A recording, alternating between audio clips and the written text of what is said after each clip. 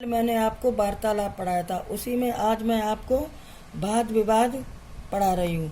किसी भी विषय के पक्ष अथवा विपक्ष में तर्क पूर्वक अपने विचार रखना ही वाद विवाद कहलाता है। वाद विवाद अनेक संस्थाओं द्वारा आयोजित कराया जाता है, जिसका उद्देश्य जन जागरूकता फैलाना, जिससे लोगों का ध्यान उस ओर आकृष्ट हो। वाद विवाद में दो पक्ष होते हैं, समर्थन करने वाला, विरोध करने वाला, पक्ष विपक्ष। वाद विवाद के समय वक्ता को स्पष्ट करना चाहिए कि वह पक्ष में बोल रहा है या विपक्ष में।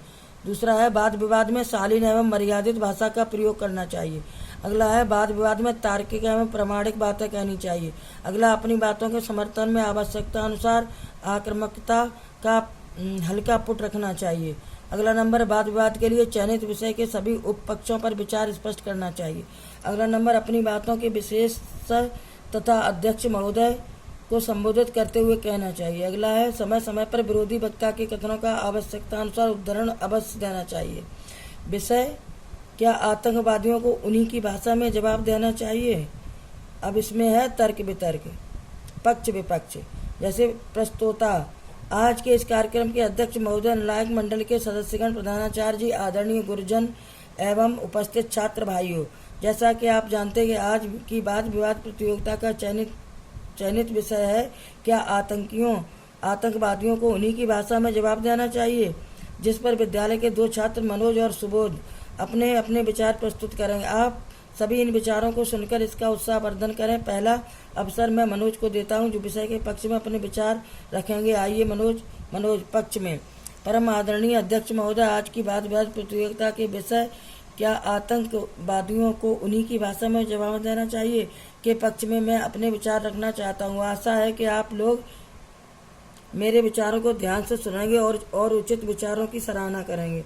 आदरणीय अध्यक्ष महोदय, हमारे शास्त्रों में कहा गया कि सटे साटे समाचरित, अर्थात दुष्ट के साथ दुष्टता का व्यवहार करना चाहिए। हम सभी जानते हैं कि स्वतंत्रता प्राप्ति से पूर्व पाकिस्तान भी हमारे देश का अंग हुआ करता था, पर अंग्रेजों की घटिया नीति के कारण देश का विभाजन हो गया और पाकिस्तान, जो कल तक हमारे देश का अंग था, आज हमारा कट्टर दुश्मन बन बैठा है। वह हर प्रकार से हमारे देश को कमजोर करने की कोशिशें करता रहता है। वह आतंकवादियों को प्रशिक्षण देकर हमारे देश में घुसपैठ कराता है, जिससे जान माल की अपार क्षति हो रही है और देशवासियों को शांत छिन रही है। अध्यक्ष महोदय, भारत एक शांतिप्रिय देश रहा, जिससे युद्धों से परहेज रहा। इसने आक्रमणकारियों को भी सुधरने का भरपूर अवसर दिया, पर ये आतंकी सुधरने के बजाय बिगड़ते गए। आतंकवादियों के पकड़े जाने पर उन्हें मौत के घाट न उतारकर उन्हें अपना पक्ष रखने का भरपूर अवसर दिया जाता है। हमने अपनी सांस्कृतिक परंपरा के अनुसार क्षमा बढ़न को चाहिए, छोटन को उत्पात का अनुसरण किया और अनेक बार आतंकी तैयार करने वाले राष्ट्र को माफ किया। अध्यक्ष महोदय, शायद आतंकवादियों ने हमारी इस विनम्रता को दुर्बलता समझ लिया और दृढ़ता दिखाते हुए संसद हमला, लाल किला हमला, दिल्ली बम धमाके, हैदराबाद बम धमाके, मुंबई सिलसिलेवार बम विस्फोट जैसी घिनौनी कृत्यों को अंजाम दिया, जिनमें सैकड़ों लोगों की जानें गईं और हजारों लोग घायल हुए तथा न जाने कितनी संपत्ति का नुकसान हुआ। मेरा मानना है कि आतंकवादियों ने हमारी सहनशक्ति का गलत फायदा उठाया। अब वह समय आ गया कि हम इन आतंकवादियों को उन्हीं की भाषा में जवाब दें, क्योंकि इसके अलावा उन्हें कोई और भाषा समझ में ही नहीं आती। न रहेगा बांस, न बजेगी बांसुरी की तर्ज पर हमें आतंक फैलाने वालों के साथ कठोर से कठोर व्यवहार करना चाहिए, ताकि कोई आतंकी बनकर भारत की ओर कदम बढ़ाने से पहले 100 बार सोचे। धन्यवाद। सुबोध विपक्ष में। आदरणीय अध्यक्ष महोदय, निर्णायक मंडल के सदस्यगण, प्रधानाचार्य जी एवं उपस्थित छात्र बंधु, अभी मेरे साथ मनोज ने क्या आतंकवादियों को उन्हीं की भाषा में जवाब देना चाहिए के पक्ष में अपने विचार आप सभी के सामने रखे। अब मैं अत्यंत विनम्र शब्दों में अपने विचार इस विषय के विपक्ष में आप सभी के सामने रखना चाहता हूं। अध्यक्ष महोदय, अभी मेरे साथी मनोज ने कहा कि सटे साटे समाचरित, पर वे ये नहीं बता सके कि इतिहास में कितनी बार या शास्त्रों में ऐसा कितनी बार हुआ है। यदि ऐसा एक आध बार हुआ भी है तो इसे सार्वकालिक नियम माना या बनाया जा सकता है। एक आध बार की घटना को हमेशा अपवाद ही माना गया है।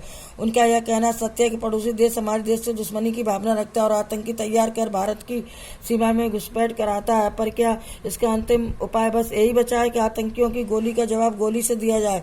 मैं जानना चाहता हूं कि क्या इससे स्थायी शांति मिल सकती है? हो सकता है कि भारी शांति शांति और समस्या का क्षणिक समाधान किसी सीमा तक मिल जाए, पर मानसिक शांति और स्थायी हल नहीं निकल सकता। इतिहास में मौर्य सम्राट अशोक ने क्या शांति प्राप्त कर ली थी? नहीं, न। आखिर उसे शांति के लिए तथागत गौतम बुद्ध की शरण में जाना पड़ा था। महाभारत युद्ध में विजयी पांडव और युधिष्ठिर ने कौरवों को उन्हीं की भाषा में जवाब दिया था, पर वे स्वयं भी चैन से नहीं रह सके। अध्यक्ष महोदय, मेरे योग्य साथी ने कहा कि सुधरने का अवसर दिए जाने पर ये आतंकवादी और भी बिगड़े हैं, पर ऐसा नहीं है। आज भी उन्हें अनेक उदाहरण ऐसे हैं जब आतंकियों को सुधरने का अवसर दिया गया तो वे अपना हथियार त्याग देश की मुख्य धारा में शामिल हुए और उन्होंने कोई असामाजिक कार्य नहीं किया। मैं तो कहूँगा कि यदि आतंकवाद को रोकना है, नए आतंकी को देश में आने से रोकना है, तो सीमा की गहन चौकसी की जानी चाहिए।